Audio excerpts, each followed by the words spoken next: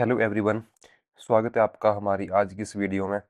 हमने जो series start की है public sector banks of India, उस सीरीज में हम आज बात करेंगे यूनियन बैंक ऑफ इंडिया के बारे में, जो देश के एक तरह से बड़े बैंकों में काउंट होता है। इस वीडियो में हम बात करेंगे यूनियन बैंक ऑफ इंडिया के इम्पोर्टेंट माइलस्टोन के बारे में जो इस बैंक ने स्थापना से लेकर आज तक अचीव किए हैं, और उसके बाद हम बात करेंगे इसकी इम्पोर्टेंट जो फैक्ट्स हैं बैंक से रिलेटेड, और फिर एंड में हम देखेंगे कि अभी रिसेंटली इनकी जो परफॉर्मेंस है उस पर काफ़ी ज़्यादा सवाल उठ रहे हैं, और चैलेंजेस जो हैं यूनियन बैंक ऑफ इंडिया के सामने उसके बारे में हम बात करेंगे। तो चलिए स्टार्ट करते हैं आज की वीडियो।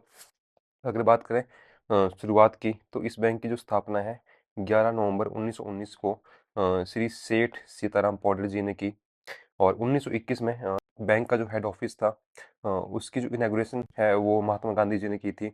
और ये इनका ओल्ड लोगो है। अभी जो इनका लोगो है वो कुछ इस तरह का है।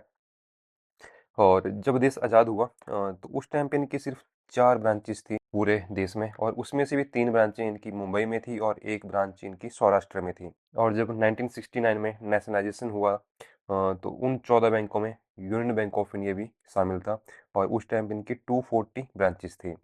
1975 में इन्होंने बेलगाम बैंक को एक्वायर किया। उसके बाद इन्होंने मिराज स्टेट बैंक को भी एक्वायर किया, और 1999 में इन्होंने सिक्किम बैंक को एक्वायर किया आरबीआई की रिक्वेस्ट पे। और इसके बाद 2008 में इन्होंने अपनी पहली फॉरेन ब्रांच ओपन की हांगकांग में। और फिर आता है आपका 2019 का मेगा मर्जर, जब यूनियन बैंक ऑफ इंडिया में आंध्रा बैंक और कोऑपरेशन बैंक का विलय होता है, जिसके कारण जो यूनियन बैंक ऑफ इंडिया की रीच है वो काफ़ी सिग्निफिकेंटली इंक्रीज हुई, और आज के टाइम पे इसकी 8,500 से ज़्यादा ब्रांचेज हैं पूरे देश में।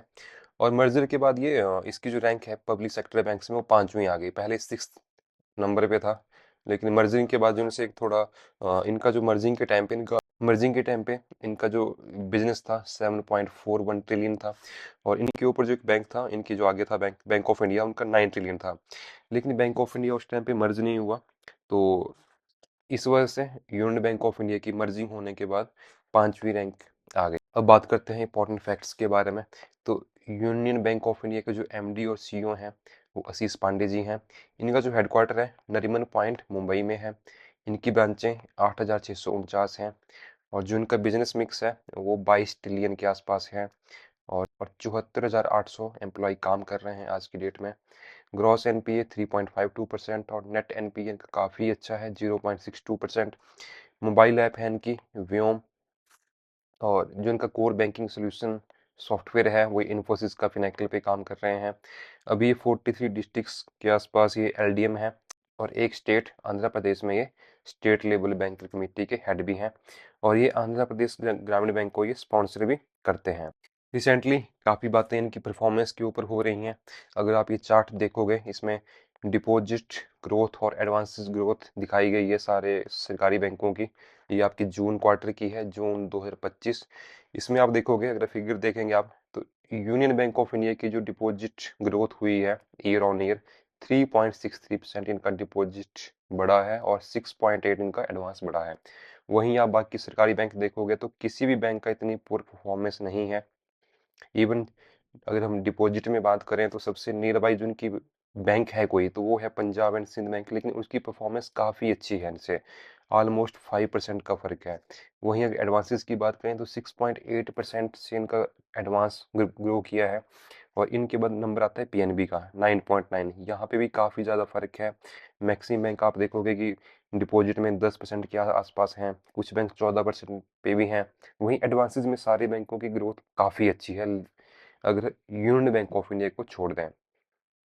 तो इस पूरे परफॉर्मेंस का कारण शायद यूनियन बैंक ऑफ इंडिया के स्टाफ होंगे, वो ज़्यादा अच्छे तरीके से बता पाएंगे कि क्या रीज़न है। अगर आपको पता है, आप यूनियन बैंक ऑफ इंडिया के स्टाफ हैं, तो कृपया करके कमेंट बॉक्स में बताइएगा कहाँ पे लैग कर रहा है यूनियन बैंक ऑफ इंडिया। तो चैलेंजेस की बात करें, एक तो यही है कि सबसे पूरी परफॉर्मेंस आ रही है रिसेंट के कुछ क्वार्टर से, और उसके बाद इनका जो एक और चैलेंजेस जो है कि ये इनकी देश में काफ़ी अच्छी प्रेजेंस है, लेकिन इंटरनेशनल प्रेजेंस काफ़ी कम है। इनकी 2 या 3 ब्रांचेज ही हैं फॉरेन कंट्रीज़ में, तो वो इतने बड़े बैंक के लिए ये थोड़ी कम ब्रांचें हैं, जहाँ पे इनसे छोटे बैंक भी हैं, जैसे बैंक ऑफ इंडिया हैं, उनकी काफ़ी ज़्यादा ब्रांचेज़ हैं। और इसके अलावा इनको जो डिजिटल इंफ्रास्ट्रक्चर है, शायद उसको थोड़ा डीपन करने की और ज़्यादा ज़रूरत है इनको। और मे बी शायद ये भी कारण रहा होगा जहाँ पे बाकी बैंकों ने अपना डिजिटली इंफ्रास्ट्रक्चर जो है काफ़ी अच्छा कर लिया है, और वहाँ से वो काफ़ी लीड जनरेट कर रहे हैं, डिपॉजिट की भी और एडवांसेस की भी।